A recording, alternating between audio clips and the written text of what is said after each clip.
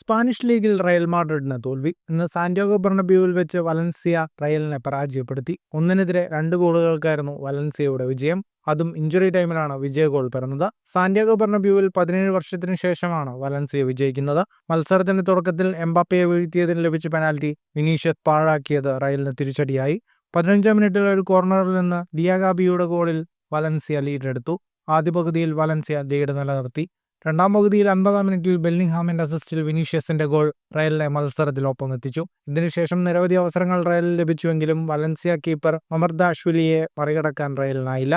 വിനീഷ്യസിന്റെ penalty അടക്കം 8ഓളം സേവുകൾ മമർദാഷ്വിലി നടത്തി. മത്സരം സമനിലയിലേക്കെന്ന് തോന്നിക്കവേ 95-ാം മിനിറ്റിൽ ഒരു ഹെഡറിലൂടെ ഹ്യൂഗോ ഡൂറോ വലൻസിയയുടെ വിജയ ഗോൾ കണ്ടെത്തി. മത്സരത്തിലെ കണക്കുകളിലേക്ക് വന്നാൽ 65% ബോൾ പൊസിഷൻ റയൽ മാഡ്രിഡിനായിരുന്നു. 21ഓളം ഷോട്ടുകളാണ് റയൽ മാഡ്രിഡ് ആകെ തൊടുത്തത്. 9 ഷോട്ട് ഓൺ ടാർഗറ്റ്. 621 പാസുകൾ 90% കൃത്യതയോടെ റയൽ മാഡ്രിഡ് പൂർത്തിയാക്കി.